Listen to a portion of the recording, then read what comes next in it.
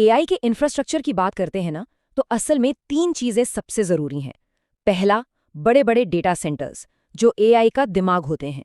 दूसरा, इन सेंटर्स को 24 घंटे चलाने के लिए बिना रुके पावर सप्लाई, जो अक्सर ग्रीन एनर्जी से आती है। और तीसरा, नमस्ते। नई दिल्ली में एक बहुत बड़ा ग्लोबल एआई समिट हो रहा है और चारों तरफ एक ही सवाल है, क्या भारत एआई की दुनिया का अगला सुपर पावर बनने जा रहा है? देखिए, ये कोई मामूली कॉन्फ्रेंस नहीं है। ये टेक्नोलॉजी की दुनिया में एक बहुत बड़े बदलाव का संकेत है।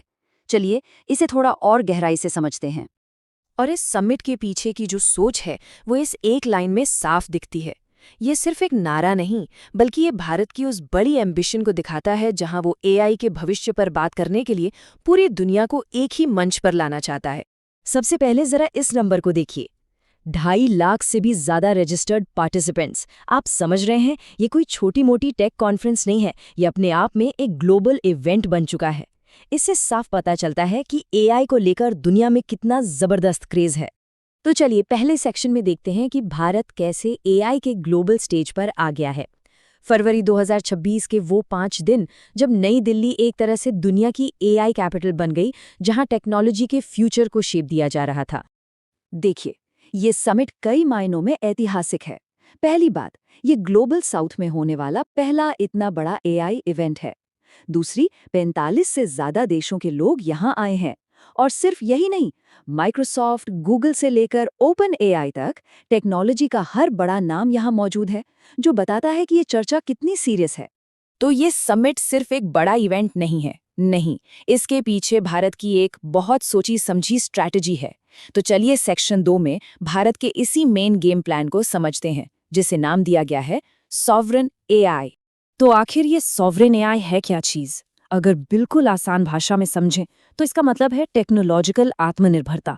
मतलब एआई के लिए किसी और देश की टेक्नोलॉजी पर डिपेंड नहीं रहना, बल्कि अपना खुद का पूरा एआई इकोसिस्टम खड़ा करना, अपने डेटा सेंटर, अपनी कंप्यूटिंग पावर और अपने खुद के एआई मॉडल्स। पर सवाल ये है कि भारत ऐसा करना ही क्यों चाहता है?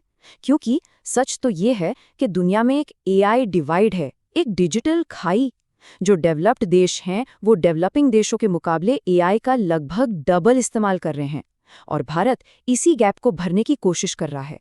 और हाँ, ये सिर्फ बातें नहीं हुई हैं, जमीन पर काम भी हो रहा है। इंडिया एआई मिशन के तहत 10,000 करोड़ रुपए से ज्यादा का इन्वेस्टमेंट हुआ है। 38,000 से ज्यादा जीपीयूज, यानी वो सुपर पावरफुल चिप्स जो एआई को चलाते हैं, सब के लिए उपलब्ध कराए गए हैं। और सबसे मजेदार बात, भारत की अपनी भाषाओं और जरूरतों को समझने वाले 12 एआई मॉडल भी बनाए जा रहे हैं।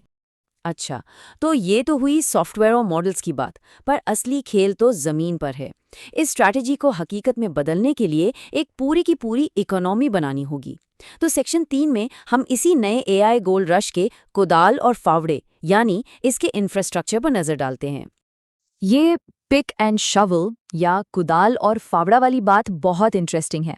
सोचिए, पुरानी गोल्ड रश में सबसे ज्यादा पैसा किसने कमाया?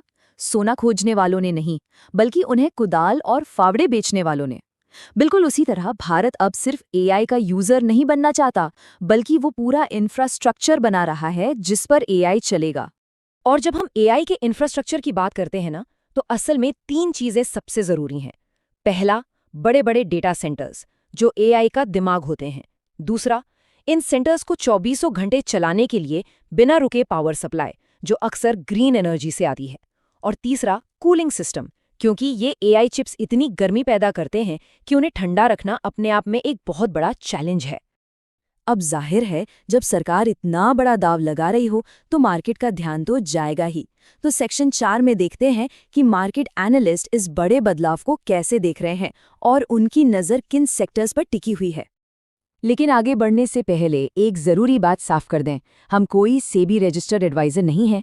ये सारी जानकारी सिर्फ एजुकेशनल मकसद के लिए है, ताकि आपको पता चले कि मार्केट में क्या चल रहा है। अगर आपको और सीखना है तो हमारे चैनल को सब्सक्राइब करें, और अगर आप हमारी कम्युनिटी से सीधे जुड़ना चाहते हैं तो हमारा व्हाट्सएप ग्रुप ज्वाइन कर सकते हैं। ये बिल्कुल फ्री है। लिंक आपको डिस्क्रिप्शन और चैनल पेज पर मिल जाएगा। तो चलिए वापस आते हैं एनालिसिस पर। तो एनालिस्ट्स के मुताबिक मार्केट का फोकस अब बदल रहा है। अब नज़र सिर्फ एआई सॉफ्टवेयर पे नहीं, बल्कि उन कंपनियों पर है जो एआई का पूरा इंफ्रास्ट्रक्चर बना रही हैं। इस टेबल को देखिए। पहले हैं हार्डवेयर बनाने वाले, फिर एआई का दिमाग यानी सॉफ्टवेयर बनाने वाले, और फिर डेटा सेंटर के लिए पावर और कूलिंग जैसी ज़रूरी सर्विसेज देने वाले। ये सभी सेक्टर्स अब मार्केट के रडार पर आ गए हैं। तो इन सभी बातों को अगर हम जोड़कर देखें तो एक ही बड़ा सवाल उठता है, क्या भारत वाकई एक नई एआई महाशक्ति बनने की राह पर है? चलिए अब तक जो हमने समझा उसके मेन पॉइंट्स को एक बार फिर से देख लेते हैं। तो इस पूरी कहानी का निचोड़ क्या है? सीधी सी बात है, भारत अब एआई की रेस में सिर्फ एक प्लेयर नहीं बल्कि एक गेम चेंजर बनना चाहता है। सॉवरेन एआई की स्ट्रैटेजी और ज़मीनी स्तर पर इंफ्रास्ट्रक्चर का ये जो पूरा जाल बिछाया जा रहा है, ये सब मिलकर भारत को ग्लोबल साउथ के लीडर के तौर पर स्थापित करने की एक बहुत बड़ी कोशिश है। और हम आपको इसी सवाल के साथ छोड़े जाते हैं, क्या भारत वाकई ग्लोबल साउथ का एआई लीडर बन पाएगा? ये समिट और भारत की ये नई रणनीति यकीनन एक बहुत बड़े बदलाव का संकेत दे रही है। आगे क्या होता है, ये देखना बहुत दिलचस्प होगा।